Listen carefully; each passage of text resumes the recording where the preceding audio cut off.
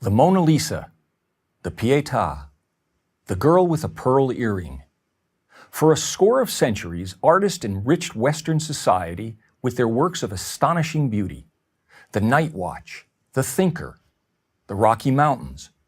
Master after master, from Leonardo to Rembrandt to Bierstadt, produced works that inspired, uplifted, and deepened us.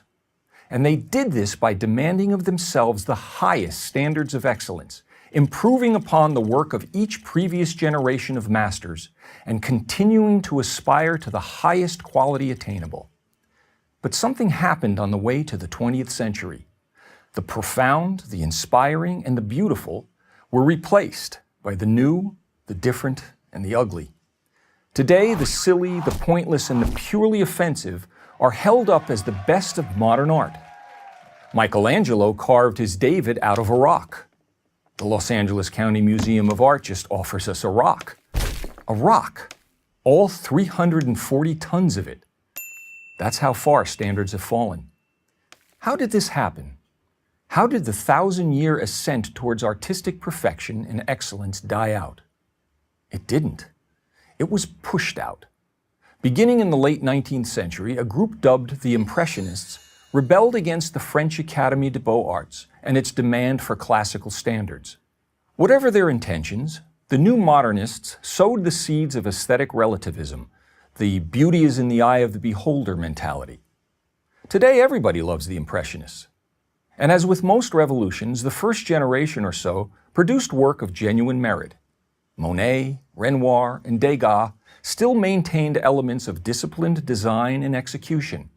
But with each new generation, standards declined until there were no standards. All that was left was personal expression. The great art historian Jacob Rosenberg wrote that quality in art is not merely a matter of personal opinion, but to a high degree objectively traceable. But the idea of a universal standard of quality in art is now usually met with strong resistance, if not open ridicule. How can art be objectively measured? I'm challenged. In responding, I simply point to the artistic results produced by universal standards compared to what is produced by relativism.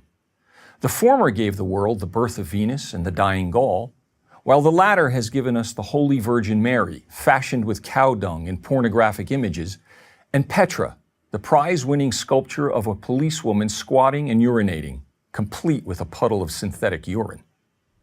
Without aesthetic standards, we have no way to determine quality or inferiority. Here's a test I give my graduate students, all talented and well-educated. Please analyze this Jackson Pollock painting and explain why it is good. It is only after they give very eloquent answers that I inform them that the painting is actually a close-up of my studio apron. I don't blame them. I would probably have done the same, since it's nearly impossible to differentiate between the two. And who will determine quality is another challenge I'm given. If we are to be intellectually honest, we all know of situations where professional expertise is acknowledged and depended upon. Take figure skating in the Olympics, where artistic excellence is judged by experts in the field. Surely we would flinch at the contestant who indiscriminately threw himself across the ice and demanded that his routine be accepted as being as worthy of value as that of the most disciplined skater. Not only has the quality of art diminished, but also the subject matter has gone from the transcendent to the trashy. Where once artists applied their talents to scenes of substance and integrity from history, literature, religion, mythology, etc., many of today's artists merely use their art to make statements, often for nothing more than shock value.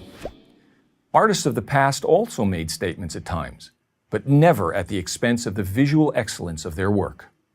It's not only artists who are at fault. It is equally the fault of the so-called art community, the museum heads, gallery owners, and the critics who encourage and financially enable the production of this rubbish. It is they who champion graffiti and call it genius, promote the scatological and call it meaningful.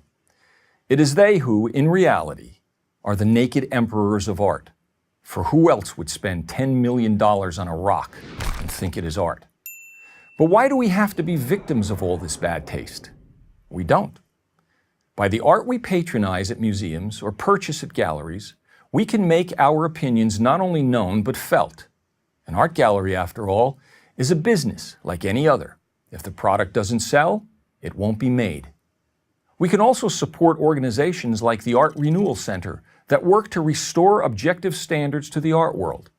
And we can advocate the teaching of classical art appreciation in our schools. Let's celebrate what we know is good and ignore what we know is not. By the way, the white background you see behind me is not simply a white graphic backdrop. It is a pure white painting by noted artist Robert Rauschenberg at the San Francisco Museum of Modern Art. I'm Robert Florzak for Prager University.